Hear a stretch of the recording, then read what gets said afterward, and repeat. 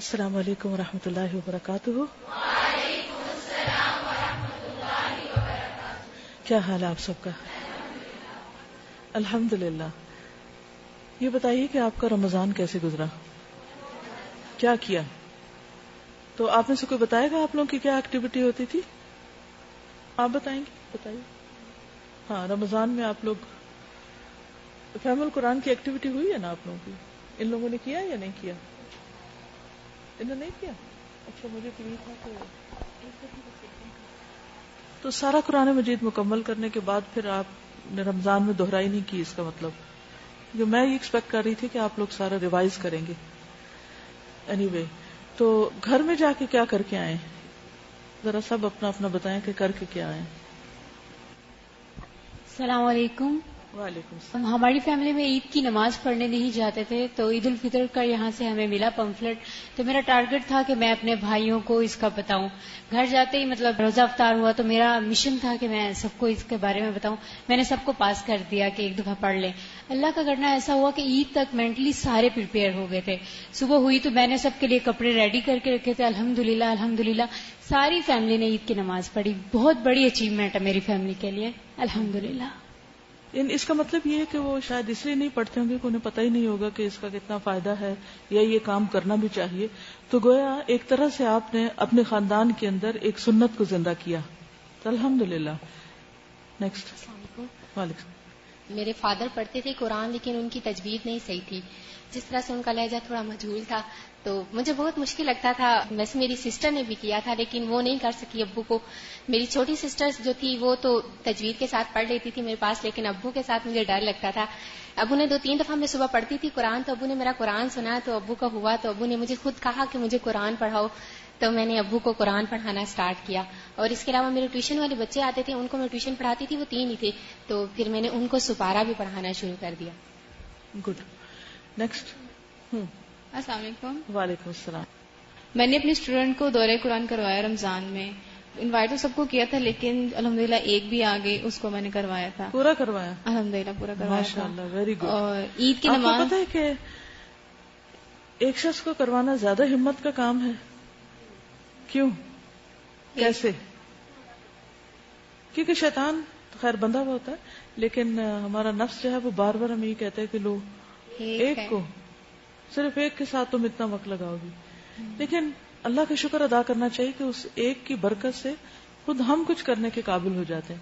اگر وہ ایک نہ ہو تو اپنی دہرائی بھی مشکل ہو جاتی.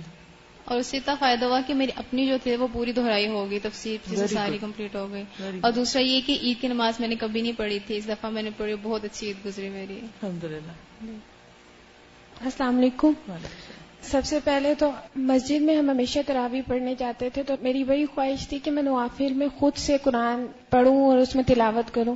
تو پھر اس طرح الحمدللہ میں نے رمضان میں شروع کیا کہ جب میں نوافل پڑھتی تو خود قرآن سے بھی کچھ دیکھ کے مطلب. آپ نے مسجد نہیں گئی؟ آپ مسجد جاتی تھی لیکن صبح کے نوافل جب پڑھتی تھی اس میں پھر خود سے قرآن پڑھتی تھی.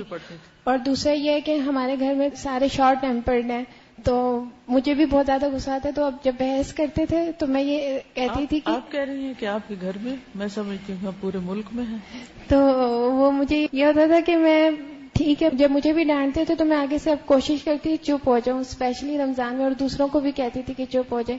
اور اکثر یہ ہوتا تھا کہ غلطی میری نہیں بھی ہوتی تو پھر تب بھی میں چپ ہو کے اٹھ جاتی تھی. تو اس پہ تھوڑا سا گھر والے حیران بھی ہوتے تھے کہ یہ کیا ہو گیا، یہ کیا ہو گیا. یہ قرآن پڑھ لیا. ہاں. السلام علیکم. وعلیکم السلام. میں ایک بچے کو پڑھاتی نا تو اس سے پتا چلتا ہے کہ ٹیچر بننا جو ہوتا ہے نا وہ بہت زیادہ مشکل ہوتا ہے. اتنا وہ تنگ کرتی تھی، مجھے تو سمجھ نہیں آتی اس کو کس طرح بٹھاؤں، اور بہت مشکل سے ابھی وہ تھوڑا بہت ابھی سمجھی ہے. تو پھر آپ اس کو کیسے کنٹرول کرتی تھی؟ بہت مشکل سے. آنکھیں دکھا کے، کان کھینچ کے، بال کھینچ کے، ہاتھ میں روڑ کے، چانٹا لگا کے، یا کیا کر کے؟ نہیں، میرا یہ نا کہ میں غصہ نہیں کر سکتی، کل بھی مجھے غصہ کرنا ہی نہیں آتا. تو پھر تو آپ کا کوئی امتحان ہی نہیں ہے. اچھا. تو بس سمجھاتی ہوں بس. پھر اس نے کچھ پڑھا بھی کہ کچھ نہیں پڑھا؟ نہیں، الحمدللہ اب صحیح پڑھنے شروع ہو گئی ہے. الحمدللہ. ایک بات یاد رکھیے کہ ہمیشہ کوئی بھی کام جب انسان شروع کرتا ہے تو شروع کے دن بہت مشکل ہوتے ہیں. ابتدا اور آغاز جو ہے کسی بھی چیز کا، اس میں بہت دقت ہوتی ہے، تکلیف ہوتی ہے، پریشانی ہوتی ہے، اور جب انسان کرنے لگتا ہے تو پھر عادی ہو جاتا ہے، روٹین بن جاتی ہے، تو مشکل نہیں لگتا. جیسے پہلا روزہ مشکل ہوتا ہے نا، لیکن پھر اگلے دن آسان، اگلے دن، اور پھر ایسے عادت ہو جاتی ہے کہ جب روزہ نہیں رکھتے تو سوچتے ہیں کہ کیوں نہیں رکھا، رکھ ہی لیتے تو اچھا تھا. اسی طرح جو لوگ نماز نہیں پڑھتے تو جب وہ نماز شروع کرتے ہیں تو ان کے جسم کو عادت ہی نہیں ہوتی، نہ جھکنے کی تو کمر میں درد ہونے لگتی، نہ نیچے گھٹنے رکھنے کی زمین پہ سجدہ کرنے کی، باقاعدہ گھٹنے دکھنے لگتے ہیں ان لوگوں کے جو نئے سرے سے نماز شروع کرتے ہیں. ان کے جسم میں فلیکسیبلٹی نہیں ہوتی، تو کچھ دن وہ سخت تکلیف سے گزرتے ہیں، پھر اس کے بعد آہستہ آہستہ ٹھیک ہو جاتے ہیں. نبی صلی اللہ علیہ وسلم پر پہلی وحی جو نازل ہوئی تھی، اگرچہ جب بھی وحی نازل ہوتی آپ ایک تکلیف سے گزرتے، لیکن پہلی وحی جو تھی وہ سب سے زیادہ مشکل تھی. تو جب کبھی کوئی بھی اچھا کام آپ شروع کریں تو شروع میں صبر کا مظاہرہ کریں اور سوچیں کہ یہ ٹھیک ہو جائے گا، معاملہ بہتر ہو جائے گا، کل آج سے آسان ہوگا، پرسوں کل سے آسان ہوگا، پھر آہستہ آہستہ اور آسانی ہو جائے گی. جو شخص اس پہلے مرحلے پر صبر کر لیتا ہے وہ کچھ نہ کچھ اچیو کر لیتا ہے، اور جو اس پہلے مرحلے پر صبر نہیں کر سکتا، گھبرا کے پیچھے ہٹ جاتا ہے، تو پھر وہ پیچھے ہٹ جاتا ہے. اب دیکھیے کہ ہم ہر روز مختلف زندگی کے بارے میں مختلف طرح کے ڈیسیژنز لیتے رہتے ہیں، یہ کر لیں یہ نہ کریں. ہر راستے میں آپ کے سامنے آپ ایک کراس روڈ پہ ہوتے، رائٹ جانا ہے، لیفٹ جانا ہے، سیدھے جانا ہے، پیچھے جانا ہے، کدھر جانا ہے، اور آپ کی جو قسمت ہے اسی فیصلے کے ساتھ بندھی بھی ہوتی. جیسے آپ ریلوے اسٹیشن پہ چلے جائیں، کسی ٹرین پر، آپ جس ٹرین پہ آپ بیٹھ جائیں گے، جو بھی آپ ڈیسیژن کریں گے وہ ٹرین آپ کو اسی منزل تک پہنچا دے گی.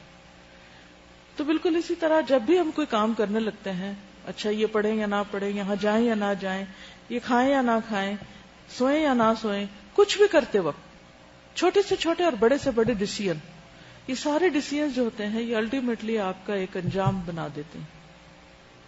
جب بھی کوئی نیکی کا موقع آئے کرنے کی نیت باندھ لیں، ارادہ کر لیں، پکا ارادہ کر لیں، تو اللہ کی توفیق بھی آ جائے گی، مدد بھی آئے گی، اور اس کے بعد کر گزریں. انشاءاللہ وقت کے ساتھ ساتھ آسانی ہو جائے گی، کیونکہ اللہ کا وعدہ ہے ان مع العسر یسرا، عسر کے ساتھ ہی یسر، اگر عسر نہیں تو یسر کہاں سے. اور اس چیز کا میں کانشیسلی مشاہدہ اپنے پچھلے سفر میں کرتی رہی ہوں. پچھلے کچھ عرصے سے مسلسل ایک طرح سے میں سفر میں تھی، اور اس میں اپنے آپ کو یہ سمجھاتی کہ اچھا آج جیسے ایک جگہ پر اترے تو آج کا دن بہت مشکل ہوگا. پہلے سے میں اپنے آپ کو سمجھا دیتی کہ یہ مشکل ہوگا، اور تھوڑی فرسٹریشن ہوگی کہ ہر چیز کیوں نہیں ٹائم پر ہو رہی، مرضی کی کیوں نہیں ہو رہی. لیکن اس پر فوکس نہیں کرنا، مقصد پہ فوکس کرنا کہ ہم یہاں آئے کیوں ہیں. مثلا یہاں سے میں کراچی گئی، کراچی سے پھر آگے مکہ گئی، تو جب مکہ پہنچے تو آپ کو معلوم ہے کہ وہ ایک دم ہوا، فضا، ماحول، موسم، کھانا پینا، روٹین، ایون ٹائم ہم سے 2 گھنٹے پیچھے ہے وہاں کا ٹائم. جیسے اگر اس وقت یہاں پر 1:20 ہو رہے ہیں تو وہاں پر اس وقت دن کے 11:20 ہو رہے ہیں. تو نیند کے ٹائم بھی فرق ہو جاتے ہیں نا. تو اب سحری کا ٹائم یہاں کچھ اور سیٹ کیا ہوا ہے، جب وہاں پر اٹھتے ہیں تو اور ہوتا ہے، پھر وہ بھوک کا وقت بھی بدل جاتا ہے. تو جب بھی کوئی کسی بھی چیز کی کمپلینٹ کرتا ہے تو میں ہمیشہ سوچتی ہوں کہ اگر یہ اس وقت یہ سوچ لیں کہ یہاں آئے کیوں ہیں اور ان کو یہاں سے مل کیا رہا ہے، تو یہ ساری شکایت ایک دم ختم ہو جائے. پھر اس کے بعد ہم مدینہ گئے. جب ہم مدینہ پہنچی تو وہاں پر موسم اور ہر چیز بالکل پھر بدل گئی. تو جو میں مسجد کی طرف بڑھتی اور جب میں مسجد کے اندر پہنچتی تو میں صرف یہ سوچتی کہ یہاں کون ہے. حضور صلی اللہ علیہ وسلم اتنے قریب ہیں، حضرت ابو بکر اتنے قریب ہیں، حضرت عمر یہاں ہوتے ہیں. اب یقین کریں کہ میری کیفیت بدل جاتی، میرے جسم کی کیفیت بدل جاتی، میرے دل کی حالت بدل جاتی اور مجھے یہ لوگوں کے جھگڑے اور بحثیں، اور کوئی شور بلند کر رہا ہے، کوئی کچھ کر رہا ہے، کوئی ہنس رہا ہے، کوئی لیٹا ہوا ہے، کوئی کھا رہا ہے، کوئی کچھ کر رہا ہے، یہ سب چیزیں اتنی irrelevant لگتی. اور کوئی کسی سے شکایت کر رہا ہے، کوئی پھر جب لوگ واپس آتے ہیں تب بھی شکایت عام طور پہ کرتے ہیں، یہ نہیں تھا اور یہ ہے اور ایسا ہو گیا ویسا ہو گیا. تو میں پھر ہمیشہ ایک ہی بات یاد کرتی بھی اور کراتی ہوں سب کو ہی کہ ہم آئے کس لیے ہیں اور کس کے قریب آ گئے ہیں، کیا چھوڑ کے آئے. جو چھوڑا ہے وہ تو کچھ بھی نہیں، اور جو پایا ہے وہ تو بہت کچھ ہے. تو ایک دم نگاہیں اڑ جاتی ہیں ان سب مسائل سے جو ہمیں نظر آ رہے تھے، چھوٹے چھوٹے پیٹی. اسی طرح جیسے ابھی آپ گھر کی راحت آرام کچھ دن گزار کے واپس آئے، پھر نئے سرے سے ہاسٹل کی روٹین، پڑھنے کی روٹین، 6-8 گھنٹے روز پڑھنا. تو پھر انسان یہ سوچے کہ آئے کیوں ہیں، کیا پانے والے ہیں، کیا ملنے والا ہے، کیا حاصل ہونے والا ہے، مل کیا رہا ہے، چھوڑا کیا ہے، کیا پایا ہے، کیا کھویا ہے. اور جب آپ یہ سوچتے ہیں نا کہ یہ پا رہے ہیں تو آپ کی ساری شکایتیں دور ہو جاتی ہیں، ساری تھکن دور ہو جاتی. جانے سے پہلے میں اتنی ڈری ہوئی تھی کہ 2 منٹ میرے سے کھڑا ہونا مشکل ہے، تو میں نماز میں کیسے کھڑی ہوں گی، کیا بنے گا وہاں، تو قیام رات کا اتنا لمبا ہوتا ہے، کیا میں جاگ سکوں گی. لیکن الحمدللہ کرتے کرتے کرتے اسٹیمنا بلڈ ہوتا گیا، اور آخر میں آ کر مجھے لگتا تھا کہ میں قیام ہی نہیں کر رہی، یعنی بالکل ایک اور ہی کیفیت تھی. پھر اس کے بعد واپسی پر ہم جدہ میں رکے، تو وہاں بھی ظاہر ہے کہ جب چینج ہوتا ہے آپ کا سارا سامان پیک ہو جاتا ہے، آپ کو ٹوتھ برش نہیں مل رہا، آپ کو دوپٹہ نہیں مل رہا، آپ نے بھول کے کتاب پیک کر دی. ایک عجیب حالت ہوتی ہے نا، کوئی چیز کہیں کسی نے چھوڑ دی، کوئی کچھ ہو گیا. تو میں سوچتی تھی میں یہاں آئی کیوں ہوں، میں اپنے اسٹوڈنٹ سے ملنے کے لیے آئی ہوں، اور ہم سب مل کے اللہ کی باتیں کریں گے اور انشاءاللہ کچھ اچھی باتیں شیئر کریں گے. تو میں کچھ دینے کے لیے آئی ہوں. جو ہی میں نے یہ سوچا تو مجھے ہر دوسری چیز میرے نزدیک بالکل سیکنڈری ہو گئی. پھر اس کے بعد دبئی میں آئی، وہاں بھی مجھے فلو شروع ہو گیا. سوچتی کس لیے آئی ہوں، کیا کرنے آئی. اگر وہ مقصد پورا ہو رہا ہے باقی باتیں پیچھے ہیں. تو جہاں بھی آپ ہوں، کہیں پر بھی، تو یہ چیز بہت زیادہ تکلیف دیتی ہے کہ جو ہمارا ہر وقت کمپلینٹ کرنے کا، شکایت کرنے کا رویہ ہوتا ہے. اس سے بھی شکایت ہے، اس سے بھی شکایت ہے، اس سے بھی، اس سے بھی، اس سے بھی. خود تو تکلیف اٹھاتے ہی ہیں، دوسروں کو بھی جلاتے ہیں. خود تو غیبت کرتے ہی ہیں، اپنے عمل ضائع کرتے ہیں، دوسروں کے بھی ساتھ کرتے ہیں. کس قدر تکلیف دہ بات ہے. شکر نہیں اللہ کا کرتے کہ اللہ نے ہمیں اپنے دین کے کام کے لیے چنا ہے، اپنے راہ کا طالب علم بنا. اگر آپ کو یہ یقین آ جائے نا کہ آپ جنت کے رستے پر ہیں، تو یہ رستہ جتنا بھی طویل ہو جائے آپ کا شوق ختم نہیں ہوگا، کیونکہ اینڈ پہ جو منزل ملنے والی ہے وہ بڑی حسین ہے. تو انسان کا اسٹیمنا اور بڑھتا جاتا ہے، مشکلات اس کو آسان ہوتی جاتی ہیں. لیکن جب مقصد اوجھل ہوتا ہے نا بندے کی نگاہ سے اور منزل دور ہوتی ہے، تو پھر انسان ہر چیز پہ شکایت کرتا ہے، ہر چیز اس کو بادر کرنے لگتی.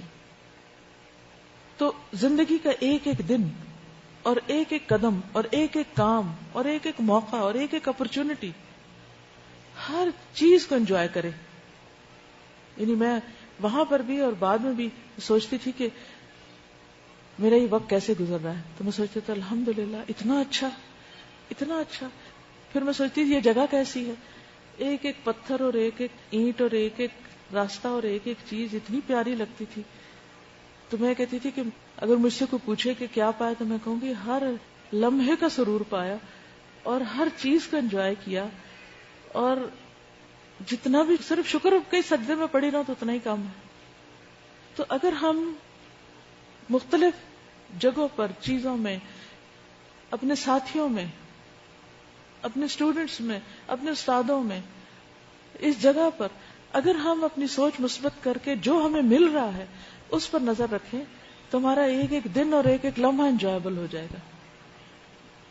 اور پھر ہمیشہ ایک چیز، اگر کوئی چیز وقتی طور پر، کیونکہ انسان تھک بھی جاتے ہیں، نیند بھی آ جاتی، بھوک بھی لگ جاتی، سستی بھی آ جاتی، کئی چیزیں ہوتی ہیں.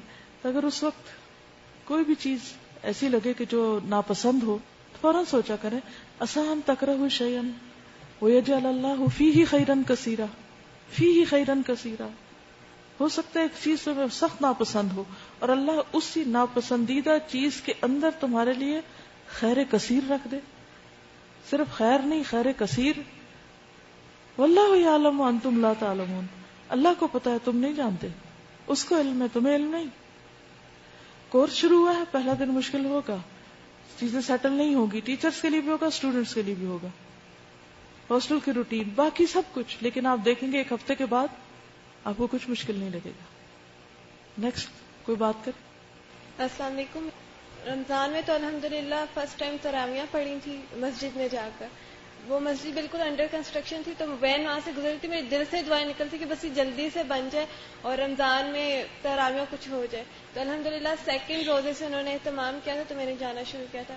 پھر جب چھٹیاں ہوئی تو بچوں کو میں پڑھانے جاتی تھی. وہیں تراویح کے دوران ایک باجی مل گئی تھی تو انہوں نے کہا میں اس طرح اپنے گھر میں کلاسز کر رہی ہوں، اگر آپ ٹائم دے سکتی ہیں تو آ جائیں. الحمدللہ. رمضان کا میں نے چونکہ پوچھا تو کوشش کریں رمضان کے اندر ہی رہیں، کیونکہ پھر وہ باتیں بہت زیادہ ہو جائیں گی، لوگ بھی کافی ہیں. میں یہ جاننا چاہوں گی کہ رمضان میں جب تراویح پڑھنے کے ساتھ سنتے ہیں تو اس وقت دل کی کیفیت کیا ہوتی ہے؟ رونا آیا تھا کہ کوئی نہیں؟ کیوں؟ اللہ کی باتیں سمجھ آتی. نیکسٹ. السلام علیکم. تو پہلے رمضان میں کچھ اس طرح نہیں کرتے. میں نے اس دفعہ خاص یہ ہوا کہ قرآنی و مسنون دعاؤں کا میں نے اہتمام کیا. سحری اور افطاری کے وقت ایک ایک دعائیں سب کو یاد کرواتی اور پھر وہ سنتی بھی تھی. اس میں میرے بھائیوں نے بہت زیادہ کوآپریٹ کیا اور تراویحوں کے بعد جو ہے تھوڑا سا درس رکھا، تقریباً 15-10 منٹ کا، کیونکہ اس ٹائم آتا ہے کہ نیند آ رہی ہوتی ہے. اور عید کی نماز کے لیے میں نے کوشش کی تھی، پہلے سے تیاری کر لی تھی، مگر میں اس دفعہ نہیں پڑھ سکی کیونکہ کام زیادہ ہو گیا تھا، تو اس وجہ سے میں نہیں جا سکی. چھوڑ کے چلی جاتی ہے اور پڑھ کے آ کے باقی کام. امی کی طبیعت صحیح نہیں تھی تو وہ بیچاری اکیلی لگی ہوئی تھی. کیونکہ وہ انعام ملنے کا وقت ہوتا ہے نا، اور فرشتے دعائیں کر رہے ہوتے ہیں، تو اس لیے اس وقت کو، کیونکہ نبی صلی اللہ علیہ وسلم نے اتنی تاکید کی، اب آپ بخاری میں پڑھیں گے خیر کہ جی عورتوں کو بھی لے کے جاؤ، حتیٰ کہ پیریڈز ہیں تب بھی جاؤ. کوئی نماز ایسی نہیں جس کے لیے اتنی تاکید کی گئی ہے. السلام علیکم. میں بچوں کی کلاس لیتی ہوں ہر سنڈے کو. تو اس میں جب رمضان آیا تو روزوں کا شوق تو لایا، مگر جب سٹارٹ ہو گیا تو سب بچوں کی یہ رونا ہوتا تھا کہ ہمیں رکھنے نہیں دیتے کوئی. تو پھر میرے آپ رکھنے دیتے نا، مگر امی ابو ان کے نا مطلب کہ نہیں، ان سے کہے کہ رکھنے دیں، جہاں تک کھینچ سکتے ہیں کھینچنے دیں. کافی تو میں نے یہ کہا کہ کریں ماما ابو کے ہیں، لیکن جن کے نہیں ہوا تو پھر میرے دماغ میں آئیڈیا آیا. تو میں نے یہ کیا کہ جیسے ہم نے بک میں بھی پڑھا تھا کہ کان، ہاتھ اور آنکھ کا روزہ ہوتا ہے، تو پھر میں نے ان سب کا پیٹ کا روزہ بس چھوڑ دیں، باقی سب چیزوں کا روزہ رکھیں. کھانا چھوڑ دیں، باقی سب کا روزہ. تو الحمدللہ بچے کافی اس میں بھی تھے کہ ہم اب یہ کریں گے. میں نے کہا اب اس کا روزہ ہے ہم سب کا. اور ایک بہت اچھا بات یہ جزاک اللہ مطلب الہدا کے لیے کہ ہم ڈے اسکالرس کے لیے 3 دن کی اجازت تھی الہدا میں رہنے کے لیے. تو اس میں ہم نے تراویح پڑھی، بہت ڈفرینٹ ماحول میں، بہت مزہ آیا ماشاءاللہ. جو ایک صف بندی ہوتی تھی وہ کہیں باہر مسجدوں میں نہیں ملتی، تو وہ ماشاءاللہ بہت الگ ہوتا تھا. اور پھر ایک دن لاسٹ ڈے قیام کا بھی اجازت دے دی ہمیں وارڈن باجی نے، جزاک اللہ ان کا. تو پھر ہم نے رات کو قیام کیا تھا، وہ ایک بالکل نیا ایکسپیرینس تھا. رات کو 2 بجے ہم نیچے مسجد میں گئے تھے اور بہت پیاری قرات تھی، بہت بہت مزہ آیا، بہت ایمان تازہ. السلام علیکم. اس رمضان میں نے ٹرائی کیا تھا کہ میں کم بولوں اور لفظ سے پرہیز کروں، اور میسیجنگ اور فیس بک بھی میں نے ڈی ایکٹیویٹ کر دیا تھا. تو اس کا مجھے ایک ایفیکٹ یہ فیل ہو رہا تھا کہ نمازوں میں جیسے بہت خشوع آ گیا تھا، بہتر ہو گیا تھا. اور اس کے علاوہ یہاں پہ مسجد میں نیچے بیسمنٹ میں قیام اللیل کے لیے آئی تھی، تو وہ ایک بہت اچھا ایکسپیرینس تھا. پھر آگے نہیں میں آ سکی تھی، صرف ایک ہی بار آئی تھی. تو پھر وہ الحمدللہ گھر میں خود پڑھا اور ایک بار بہن کو بھی پڑھایا، تو وہ الحمدللہ بہت اچھا. الحمدللہ. اس میں دیکھیے میں کل سوچ رہی تھی کہ رمضان میں ایک طرف شیطان قید ہوتا ہے اور دوسری طرف ہم اپنے آپ کو قید خود کر لیتے ہیں. ہماری بھی قید ہوتی ہے نا ایک، یہ نہیں کس چیز کی قید؟ کھانا پینا نہیں، سونا نہیں، زیادہ نہیں سونا، تھوڑا بہت، اور کم بولنا ہے وغیرہ وغیرہ. ہوتا ہی ہے کہ ادھر سے شیطان چھوٹتا ہے اور ادھر سے ہم بھی چھوٹ جاتے ہیں. یہ نہیں ہونا چاہیے. ٹھیک ہے، ہمیں اپنے آپ کو اس قید میں جو ہم نے اپنے اوپر رمضان میں ڈالی اس میں کافی حد تک برقرار رکھنا چاہیے. مثلا آپ نے کہا کہ میں نے رمضان میں ایک ٹارگٹ رکھا تھا کہ میں کم بولوں گی، تو رمضان کے بعد ٹھیک ہے بولیں، مگر وہ جو آپ نے لطف پایا ہے ضروری باتیں کرنے کا اس کو برقرار رکھیں. یعنی وہ 30 دن کی ایک ہیبٹ ڈیولپ کرنے کا ٹائم تھا، 30 دن کا وقت اپنی عادت کو مضبوط کرنے کا وقت تھا. تو اب ضروری ہے کہ اس عادت کو اپنے اندر ڈالے رکھیں. اگر 100% نہیں بھی اس طرح کر سکتے تو ایٹ لیسٹ 50% کر لیں، پھر اگلے رمضان میں مزید کوشش کریں. کیونکہ میں سمجھتی ہوں کہ یہ جو ہماری زبان کا مسئلہ ہے نا، یہ بہت مشکل مرحلہ ہے. اور وہ نبی صلی اللہ علیہ وسلم نے ایک موقع پر فرمایا تھا کہ جب آپ کسی بات کی وجہ سے رونے لگ گئے تھے کہ اپنے ایک صحابی کی بیماری پر، تو صحابہ دیکھ کر پریشان ہوئے کہ آپ رو رہے ہیں. تو آپ نے فرمایا کہ اللہ تعالیٰ ان آنسوؤں کی وجہ سے عذاب نہیں دیتا، لیکن اس کی وجہ سے دیتا ہے، زبان کی وجہ سے. جب ہم کوئی بھی بات غلط بولتے ہیں، ایون کئی صحیح باتیں بھی ہمیں زیب نہیں دیتی کرنی. اگر کوئی اس امتحان میں پاس ہو جائے تو سمجھے وہ پاس ہے. جسم کے ہر حصے کو ہلانے کے لیے کچھ نہ کچھ مشقت کرنی پڑتی. مثلا اگر آپ سے کہا جائے نا ہاتھ اٹھائیں تو آپ کو مشکل ہوگی تھوڑی. پاؤں اٹھائیں، لیٹے میں ذرا سر اٹھائیں، مشکل پڑتی ہے نا. لیکن زبان اٹھائیں، منہ میں اٹھا کے دیکھیں، کچھ مشکل ہوئی؟ سب سے آسان ہے اس کو ہلانا. اور مشکل یہ ہے کہ جب اس کو ہلاتے ہیں تو اس کے اندر سے جو کچھ پھر نکلتا ہے وہ ہماری قسمت کا فیصلہ کرے گا کہ ہم کدھر جاتے ہیں. بہت مشکل امتحان ہے، بہت مشکل. بڑے بڑے اس میں ناکام ہو جاتے ہیں. نیکسٹ. السلام علیکم. میں نے رمضان میں یہاں پہ جو قیام اللیل ہوا تھا، یہاں پہ قیام اللیل کا نیا ایکسپیرینس تھا میرے لیے، اور مجھے فرسٹ ٹائم پتا چلا کہ قیام اللیل کیسے ہوتا ہے. کہ اس میں رکوع بھی لمبے لمبے، اور فرسٹ ٹائم مجھے بالکل سمجھ نہیں آئی کہ کیا ہو رہا ہے. لیکن پھر مجھے پتا چلا کہ رکوع بھی لمبے لمبے اور سجدے بھی لمبے لمبے، اور اس ٹائم پہ قرآن سننے کی کیوں اتنی فضیلت ہے قیام اللیل کی، یہ بھی قیام اللیل کر کے پتا چلا. کیونکہ قرآن پڑھے یا سنے بغیر تو قیام ہو ہی نہیں سکتا. کس چیز کا قیام کریں گے؟ قیام کا مطلب ہی ہے طویل قرات کریں یا سنیں. اور پھر نماز میں ایک بیلنس ہونا چاہیے. جتنی جیسے رکعت لمبی ہے تو رکوع بھی لمبا اور سجدہ بھی لمبا ہونا چاہیے. اور آخری عشرے کی خاص عبادت قیام ہی ہے. بہت سے لوگ رمضان میں نفل بھی پڑھ لیتے ہیں، لیکن عموماً کیا کرتے ہیں؟ بس جلدی جلدی نفلوں پہ نفلے کل والا پڑھ کے جلد، کوئی خشوع خضوع نہیں ہوتا. تو اس لیے بہت ضروری ہے کہ رمضان میں انشاءاللہ آئندہ بھی آپ لوگ بس آخری عشرے کو پہلے سے ہی پلان کر لیں، پورے سال اس کی تیاری کریں. ایک طرح سے میں نے ایک روایت میں پڑھا تھا، عبداللہ بن مسعود کی، عبداللہ بن عباس کی روایت تھی کہ جو شخص سال بھر تہجد کی پابندی کرتا ہے اللہ تعالیٰ اس کو شب قدر نصیب فرماتا ہے، لیلۃ القدر نصیب فرماتا ہے. تو لیلۃ القدر کیا ہے؟ وما ادراک ما لیلۃ القدر، تمہیں کیا خبر کہ لیلۃ القدر ہے کیا؟ لیلۃ القدر خیر من الف شہر. کتنی چھوٹی سی صورت ہے نا، اور اس میں بار بار لیلۃ القدر کا لفظ آیا، تکرار ہوئی ہے اس کی اہمیت کی وجہ سے بھی. اور کہا کہ انا انزلناہ فی لیلۃ القدر، ہم نے اس قرآن کو لیلۃ القدر میں اتارا، یعنی رمضان کے آخری عشرے کی ایک رات میں اتارا. وما ادراک ما لیلۃ القدر، کیا چیز بتائے تجھ کو، تمہیں کیسے سمجھایا جائے، یہ کس طرح پتا چلے کہ لیلۃ القدر ہے کیا. آپ صلی اللہ علیہ وسلم تو سمجھنے والے تھے، لیکن آپ کے ذریعے ہمیں سمجھایا گیا ہے. واقعی اگر ہم اس کی قدر پہچان جائیں تو دنیا کی ہر دولت دے کر ہم اس کو پانے کی کوشش کریں، سارے کام پیچھے. اور اپنے آپ کا جائزہ لیں کہ مجھے جاگنے میں کیا چیز رکاوٹ بنتی ہے، میرے جاگنے میں کیا رکاوٹ بنتی ہے، میں کیوں نہیں جاگ سکتی رمضان کے آخری عشرے کی راتوں میں، اور کیوں نہیں دوبارہ اٹھ کے قیام کر سکتی، کیا وجہ ہے.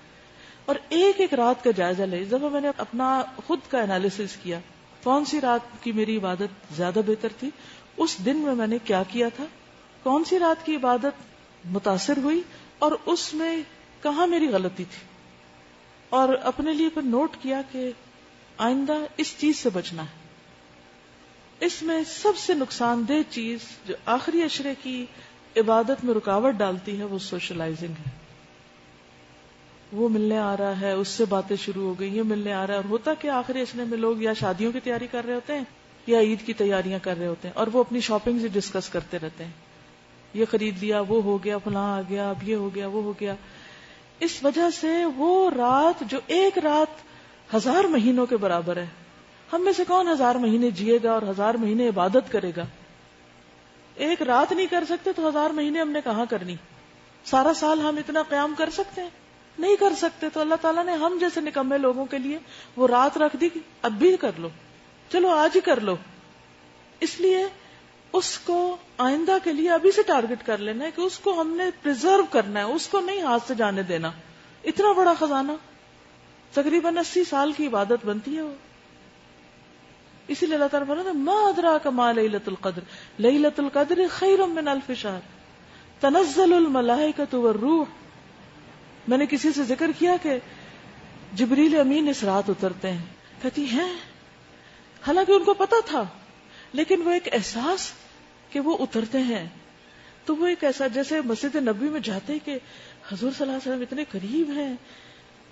قریب ہیں، تو وہ جب یہ کہ وہ جبریل اترتے ہیں تو وہ ایک کیفیت بدل جاتی ہے نا آپ کی خشوع کی اور آپ کے احساس کی اور آپ کی عبادت کی.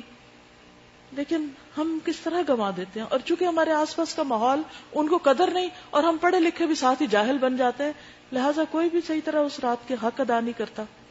آپ کچھ کہنا چاہ رہے؟ ہاں، سستی.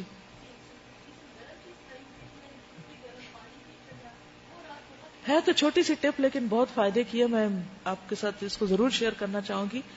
انہوں نے نوٹ کیا کہ جس دن انہوں نے کوئی ٹھنڈی چیز کھائی تو اس دن ان کو جاگنے میں مشکل پیش آئی، اور جب گرم چیز کوئی کھائی تو اس سے ان کو چستی ایکٹیو رہی. پچھلی دفعہ جب میں مکہ گئی تھی تو میں بہت بیمار پڑ گئی تھی، ایک طرح سے فلو ہو گیا تھا. تو آپ دیکھیں کہ جب آپ بیمار ہوتے ہیں تو صرف خود نہیں بیزار ہوتے، اوروں کو بھی کرتے ہیں ساتھ نا، اور اوروں پہ بوجھ بھی بن جاتے ہیں، اور اپنی عبادت کریں یا ہماری خدمت اور عیادت کریں. تو مجھے ہمیشہ اس بات سے بہت ڈر لگتا ہے. کئی دفعہ لوگ کہتے ہیں نا آپ ہمیں عمرے پہ لے کے جائیں، اور مجھے ایک بھی اندر دل کا چور ہوتا ہے کہ میں جا کے بیمار پڑ گئی تو باقی لوگ جو اتنی توقع لے کے جائیں گے تو وہ تو بہت مایوس ہوں گے. تو اس لیے بہتر ہے جو کام نہ کر سکے بندہ نہ کرے. تو کسی سے میں نے ذکر کیا تو انہوں نے کہا کہ وہ لوگ ہر سال مکہ میں ہی گزارتے ہیں رمضان. وہ کہتے ہیں کہ ہم رمضان شروع ہونے سے پہلے ہر روز لہسن کی ایک وہ نہیں ہوتی توری، پنجابی میں کہتے ہیں، اردو میں پتہ نہیں کیا کہتے ہیں، جوا، وہ بڑی مزے کے کوئی لفظ انہوں نے بولا. بہرحال کہ ہم وہ ایک کھا لیتے ہیں روز، رمضان سے پہلے ہی شروع کر دیتے ہیں. اور کہتے ہیں کہ ہم پورا رمضان زائرین کے بیچ میں ہوتے ہیں، زکام نزلے کے ہمیں کچھ بھی نہیں ہوتا. میں بڑی حیران ہوئی، میں نے کہا واہ یہ تو بہت کام کا نسخہ ہے. میں نے کیا کیا کہ کراچی میں آخری جانے سے پہلے میں نے شہد کے اندر، کیونکہ ویسے پریزرو نہیں کر سکتے نا لہسن، شہد کے اندر پھر اس کی اسمیل بھی کم ہو جاتی، تو دیسی لہسن کو اس میں ڈال کے چھوٹی سی وہ ڈبی بنا لی، تو ہر روز کھانا شروع کر دی، شروع رمضان سے. پھر جب وہاں گئی تب بھی. پھر جانے سے پہلے ایک میل میں نے پڑھی، اس میں جنجر کے فائدے پڑے، جنجر بھی گرم ہوتی، تو میں نے ہر روز افطار میں کھانے کے ساتھ بس اتنی سی جنجر کا ٹکڑا ایسے ٹیبلٹ کھانا شروع کر دی. ایک تو میرے جسم میں درد نہیں تھی، دوسرا میں ایکٹیو ہو گئی، تیسرا یہ کہ الحمدللہ ہر طرح کے فلو سے بچی رہی. اور وہ ایک جو صحت کے ساتھ عبادت ہوتی ہے اس کی بات ہی کچھ اور ہوتی، بجائے اس کے کہ انسان سست ہو، بیمار ہو. تو آپ بھی اپنے مزاج کو پہچانیے کہ آپ کو ٹھنڈا نقصان دیتا ہے یا گرم نقصان دیتا ہے، کیونکہ سب کا مزاج فرق ہوتا ہے. ہو سکتا ہے کسی کو گرم چیز سے نقصان ہو. تو شروع کے اشروں میں نا اپنا روٹین بھی سیٹ کریں اور اپنا جائزہ لیتے رہیں، کس چیز سے عبادت میں بہتری آئی، کس سے عبادت میں کمی آئی، اور پھر آخری اشرے میں فلی پریپیئرڈ ہو. ہم سب مصروفیتوں کا بھی بہت عذر کرتے ہیں. میں سوچتی ہوں کہ نبی صلی اللہ علیہ وسلم سے بڑھ کے کوئی مصروف تھا؟ آپ ہر سال اعتکاف کرتے تھے اور ہم نے ایک دفعہ بھی نہیں کیا. ہم کیسے پیروکار ہیں؟ تو ہم نیت تو کر لیں نا، ارادہ تو کر لیں. ٹھیک ہے ابھی بچے چھوٹے ہیں، ابھی آپ کی ذمہ داریاں بہت ہیں، لیکن ہو سکتا ہے جب تک یہ ذمہ داریاں ختم ہو تو صحت بھی ختم ہو جائے یا زندگی ختم ہو جائے. تو کچھ نہ کچھ چلے اگر اعتکاف نہ صحیح تو کوئی بھی طریقہ ایسا اختیار کرے کہ جس میں تھوڑی آئسولیشن. اعتکاف کیا ہے؟ Isolation minus socializing. جو کرنی ہے پہلے کر لے, افطاریاں کرنی ہے, ملنا ہے, ملانا, جو کرنا, آخری اشرا بس بلاک کر لے اپنا کہ یہ عبادت کے لیے, تاکہ اس بڑی خیر سے محروم. کیونکہ نبی صلی اللہ علیہ وسلم نے فرمایا جو اس رات کی خیر سے محروم رہا وہ ہر خیر سے محروم رہا. بہت بڑا نقصان کیا اس نے اپنا. تو اب جو ہو گیا سو گیا, اللہ ہم کو اگلا سال دے اور ہم یہ نقصان نہ کریں. اور پھر اس میں کیا کرنا ہے؟ زیادہ قیام. کوئی لوگ کر رہے ہیں تو ان کے ساتھ کر لیں, زیادہ اچھا رہے گا, آسانی رہے گی, نہیں تو خود. اور ایسا تھا کہ پہلی دفعہ رمضان تھا کہ قرآن بالکل صحیح صحیح سمجھ آ رہا تھا اور گھر میں تراویح کا اہتمام تھا, تو اس کے لیے کہیں جانا آنا نہیں پڑتا تھا, گھر میں ہی اہتمام کرنے میں بھی اچھا لگتا تھا. ہر چیز کی فضیلت پتہ تھی کہ کسی کے لیے آپ جائے نماز بچھائیں گے تو کیا ہے, اور ساتھ ساتھ کوشش کرتی تھی تھوڑی تھوڑی باتیں بتاتی رہوں. ظاہر تھا کہ نئے لوگ تھے تو ان کو ڈائریکٹ تو بات نہیں بتا سکتی تھی. ڈائریکٹ بتانے میں بھی کوئی حرج نہیں. کئی دفعہ لوگ چاہتے ہیں کہ ان کو بتایا جائے اور وہ ایکسپٹ بھی کرتے ہیں. یہ تھوڑا خوف ہمارے اندر بھی ہوتا ہے. ان کو ڈانٹے نہیں, ان کے اوپر اعتراض نہیں کریں, لیکن ان کو بتائیں. ہاں یہ تھا کہ صف بندی کا اہتمام کروانے کی کوشش کی. وہ اسٹوڈینٹس تو کر لیتے تھے لیکن بڑی آنٹیاں پھر کرتی نہیں تھیں. کوئی بات نہیں, کر کرا کے کچھ نہ کچھ. اس میں یہ ہے کہ بعض لوگ نا صف کے دوران کھینچنے کی کوشش کرتے ہیں ایک دوسرے کو, تو اس میں پھر لوگوں میں ایک ریاکشن آتا ہے. کوشش کریں کہ اس سے پہلے یا بعد میں یا کوئی پیمفلٹ دے کے یا کسی بھی طرح, یعنی جو چیزیں آپ اپنے ساتھیوں میں اس وقت دیکھیں کہ ٹھیک نہیں ہو رہی تو پھر نماز کے بعد آرام سے بیٹھ کے بات کر لیں, تو وہ شکر گزار ہوں گے آپ کے. نیکسٹ. السلام علیکم. اس دفعہ تراویح میں جو قرآن سننے کا ایک اور ہی لطف تھا, کیونکہ قرآن جب سمجھ آ رہا تھا تو اتنے دل سے شکر گزاری تھی اللہ تعالیٰ کی, اور اپنے استادوں کے لیے دعا بھی تھی کہ قرآن اب سمجھ آ رہا ہے اللہ تعالیٰ کی یہ باتیں. اور اس کے علاوہ بہنوں کو میں نے نماز کی پابندی کے لیے ان کو ترغیب دی اور صبح شام کی دعاؤں کے لیے, اور چھوٹی بہن کو روزے کی تلقین کی تو اس نے ماشاءاللہ روزہ رکھا نا ماشاءاللہ. اور یہ کہ ساتھ ساتھ تھوڑی تھوڑی باتیں ان کو بتاتی رہی. السلام علیکم. میں نے اس رمضان میں سب سے پہلے تو میں نے پلاننگ کی تھی کہ مجھے کیا کیا کرنا ہے, جو پہلے سے پہلے میں نے کسی رمضان میں نہیں کی تھی. اس کے بعد میں نے اس رمضان میں بہت زیادہ کثرت سے استغفار کو اپنے اوپر لازم کیا تھا کہ جس حال میں بھی ہوں میں نے استغفار کرنی ہے. پھر صبح میں ادھر آتی تھی, شام میں بچوں کو پڑھاتی تھی, رات کو تراویح گئے اور صبح میں سحری. اور اس کے بعد جو 3 دن مجھے جو لاسٹ میں ملے 27 کے بعد, تو مجھے اس وقت سارے رمضان میں ہوتا تھا میں اپنی مرضی سے کچھ کروں.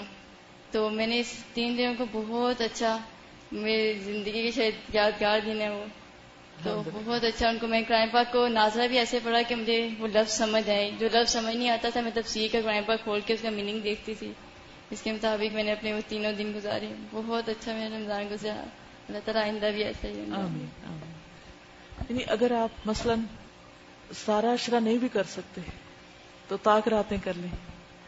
اگر وہ بھی کسی وجہ سے ساری نہیں ہو سکی تو آخری 3 دن 1 دن کچھ سے ضرور شروع کریں. توفیق اس کی طرف سے آتی. لیکن اصل بات یہ ہے کہ اللہ تعالیٰ کیا دیکھتا ہے ہم سے, ہماری چاہت کتنی ہے, ہم کیا کرنا چاہتے ہیں, چاہتے بھی ہیں یا نہیں چاہتے, وہ آزماتا ہے نا. السلام علیکم. میرا یہ والا جو رمضان تھا یہ پچھلے رمضانوں سے تھوڑا سا ڈفرینٹ تھا, کیونکہ اس میں میں نے استقبال رمضان جب یہاں سے سنا تھا تو اس میں مجھے جو چیز کلک کی تھی وہ یہ تھی کہ اس میں پہلے سے پلاننگ کرنی چاہیے. ہم باقی ہر چیز کی پلاننگ کر لیتے ہیں لیکن جو دین کی کام ہوتا ہے اس کا کوئی پلان نہیں کرتے. تو اس میں نے خود سے یہ پلان کیا تھا جو مجھے 30 پارہ حفظ ہے وہ میں نے ریوائز کرنا ہے. اس کے علاوہ میں نے پرسنل قرآن بھی شروع کرنا ہے, کیونکہ ہم لوگ صبح کی کلاس لیتے تھے جو صبح مارننگ میں فجر کی نماز کے بعد ہوتی تھی, صوت القرآن کلاس ہو رہی تھی. اس کے علاوہ دوپہر میں دورہ قرآن ہو رہا تھا وہ بھی اٹینڈ کر رہے تھے, اور رات کو تراویحیں ہو رہی تھی وہ بھی اٹینڈ کر رہے تھے. تو میں خود فیل کر رہی تھی کہ پھر پرسنل عبادت بھی تو ہونی چاہیے, وہ بھی کسی ٹائم ہونی چاہیے. تو اس کے دوران جو ٹائم نکلتا تھا وہ پھر میں نے ایسا پلان کیا تھا کہ اس میں نے پرسنل عبادت کرنی ہے, اور پھر میں اس میں ذکر اور اس طرح کی تسبیحات اور ریوائز وغیرہ کرتی تھی. السلام علیکم. ایک تو میں نے یہ ٹارگٹ بنایا تھا کہ سحری اور افطاری میں جو ہے نا, سحری اور افطاری کے ٹائم سے پہلے فارغ ہو کے دعائیں ضرور کرنی, کیونکہ ہمیشہ وہ ٹائم پکوڑے تلنے اور ان سب میں نکل جاتا ہے. تو اس کا میں نے کافی اہتمام کیا کہ اس ٹائم پہ میں بالکل فارغ ہو کے بیٹھ جاتی ہوں کہ نہیں اب مجھے دعائیں پڑھنی ہیں. اور دوسرا یہ کہ الحمدللہ اس دفعہ الہدا میں جو قیام اللیل کا موقع ملا وہ میں نے پوری طرح مطلب اویل کیا کہ کوئی میری رات رہے نہیں. آخری دن بلکہ یہاں کوئی بھی نہیں تھا تو میں اپنی فرینڈ کے ساتھ آئی. صرف 4 عورتیں تھیں اور کیونکہ یہاں پہ وہ قاری بھی نہیں آنے تھے وہ جو پچھلے دنوں میں آ رہے تھے, مگر الحمدللہ جیسا بھی تھا مگر 4 لوگ ہی صحیح, مگر وہ اللہ کا شکر ہے کہ آخری رات بھی مل گئی ہمیں الحمدللہ. السلام علیکم. ہر رمضان میں جب بھی میں تراویحوں کے لیے آتی تھی ہمیشہ میں دعا کرتی تھی اللہ مجھے سمجھ کیوں نہیں آتا, اور یہاں پر ادھر کی لڑکیاں رو رہی ہوتی ہیں, میں کہتی کیا کرتی ہیں, کس وجہ سے رو رہی ہیں, اور میں ہمیشہ دعا کرتی اللہ جی مجھے یہ سمجھ آ جائے. الحمدللہ اس دفعہ قرآن سمجھ آیا اور پتہ چلا کہ کیا پڑھا جا رہا ہے تراویحوں میں, اور پھر آخری عشاء میرا یہاں پر گزرا الہدا میں ہاسٹل میں, تو وہ بہت اچھا رہا. فرسٹ ٹائم قیام کیا اور گھر میں بھائی کے ساتھ بہت زیادہ ٹائم گزرا میرا. جو مجھے فارغ ٹائم ملتا تھا میں اس کو ہمیشہ بتانے کی کوشش, اور وہ سن بھی رہا تھا جو کبھی بھی نہیں میری سنتا, لیکن اس دفعہ وہ ہر چیز خود پوچھتا اچھا مجھے یہ بتاؤ یہ بتاؤ. شیطان بند تھے نا اس لیے تو وہ بہت اچھا رہا کہ وہ خود بھی بکس پڑھنے بلکہ لگ گیا. الحمدللہ. اس میں آپ دیکھیے کہ نبی صلی اللہ علیہ وسلم خود بھی جاگتے تھے اور گھر والوں کو بھی جگاتے تھے. تو یہ مجھے خوشی ہو رہی ہے کہ آپ سب نے اپنے گھر والوں کو ساتھ انوالو کیا. وعلیکم السلام. تراویح میں پڑھنے جاتی تھی, صرف ایک ہی لڑکی ہوتی تھی, باقی 7-8 خواتین ہی ہوتی تھی. تو اکثر میں کوشش کرتی تھی کہ میں پہلے پہنچ جاؤں, لیکن مجھ سے بھی پہلے آ جاتی تھی. لیکن دکھ کی بات یہ ہے کہ اتنی زبردست آیات گزرتی تھیں, کبھی عذاب کی کبھی وعید کی, تو مجھے رونا آتا تھا ان پر, اور روتی تھی کیونکہ اب سمجھ آ رہا تھا قرآن پاک سارا. اور لیکن وہ جھوم رہی ہوتی تھیں کھڑی بھی, انہیں کچھ بھی سمجھ نہیں آتا تھا, اور وہ کہتی کہ میں تو جوانی سے پڑھ رہی ہوں اور میں نے کبھی بھی نہیں چھوڑا. اکثر خواتین باقاعدگی سے آتی تھیں اور وہ کافی عرصے سے پڑھی تھیں, لیکن دکھ کی بات یہ نا کہ وہ ایک لفظ بھی نہیں لے کر جاتی تھی اس پورے. آپ ان کو نہیں آپ نے آفر کیا کہ نہیں وہ میں آپ کی مدد کروں؟ ٹائمنگز وہ تو بھاگتی تھی جیسی ختم ہوتی تھی تراویح. بعد کے لیے آپ انہیں کوئی کچھ نہ کچھ نہیں پمفلیٹس وغیرہ دے دیتی تھی, ذکر الہی کا دیا تاکہ ان کا تھوڑا سا اس طرح مائنڈ بنے. میری نماز قرآن آپ یوں کیا کریں, قرآن سننے کے لیے کچھ نہ کچھ حصہ دیا کریں, جیسے دورہ قرآن کی پہلی CD یا سورت الملک یا سورت یاسین یا جو صورتیں ان کو سمجھ آتی ہیں تھوڑی بہت, تو اس سے ہوتا ہے کہ پھر ان کو شوق لگ جاتا ہے. نیکسٹ. السلام علیکم. اس رمضان میں ایک تو میں نے کوشش کی کہ تہجد کو لازم کر لوں, تو اللہ کا شکر ہے کہ تہجد اس وقت پڑھا تو اب یہ روٹین بن گئی ہے, فوراً آنکھ کھل جاتی ہے اس وقت. اور یہ ہے کہ استغفار کیا, اپنے اوپر لازم کیا کہ دعائیں زیادہ سے زیادہ کروں. گڈ. السلام علیکم. اس دفعہ رمضان جو تھا قصہ مختلف گزرا کہ پچھلے سال جو میں تراویح پڑھنے کے لیے کسی اور جگہ جاتی تھی, لیکن اس دفعہ مصروفیت زیادہ تھی, ہمارے پیپر ساتھ ساتھ ہوتے تھے, اس لحاظ سے پڑھنے کو بھی ٹائم دینا ہوتا تھا. تو گھر میں پھر یہ تھا کہ خود ہی تراویح کا اہتمام کیا. اس وقت مجھے بہت زیادہ خوشی ہوئی کہ پھر جب سورہ رحمان ہے کہ نیکسٹ ایئر کے لیے رمضان سے پہلے پیپر لے لیں میکسیمم, تاکہ لوگ جو ہے رمضان میں پھر کہ سورہ رحمان جو یاد کی ہوئی تھی تو اس کو خود جب پڑھا جاتا تھا تو وہ بہت زیادہ خوشی کا احساس ہوتا تھا. تو اس وجہ سے پھر میرے دل میں یہ بات آئی کہ ایک صرف سورہ رحمان مجھے یاد ہے تو وہ میں پڑھتی ہوں تو مجھے اور بھی صورتیں یاد ہونی چاہیے. تو لہٰذا رمضان میں جب یہ مجھے یعنی آخر میں جب چھٹیاں ہوئی تو اس کے بعد سے میں نے شروع کر دیا کہ پہلے میں 30واں سپارہ جو یاد کرنا شروع کر دوں, اور اللہ کا شکر ہے میں تقریباً 4 صورتیں یاد کر چکی ہوں شروع سے. اور اس کے علاوہ یہ کہ ایک لڑکی جو تھی اس کے لیے میری بہت کوشش تھی کہ وہ یہاں پہ ایڈمیشن لے لیں, لیکن وہ کچھ فائنینشیل پرابلم تھی یا پھر اس نے ماسٹرز کے پیپر دینے تھے, تو وہ میرے پیچھے پڑی ہوئی تھی کہ نہیں باجی آپ ہی کروائیں.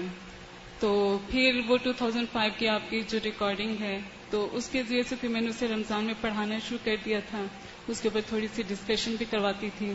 الحمدللہ. اللہ تعالیٰ سب کی کوششیں قبول کرے اور اللہ تعالیٰ ہمارا آئندہ رمضان اس سے بھی زیادہ اچھا ہو. اوکے. سبحانک اللہم و بحمدک نشہد ان لا الہ الا انت نستغفرک و نتوب الیک. السلام علیکم و رحمۃ اللہ وبرکاتہ.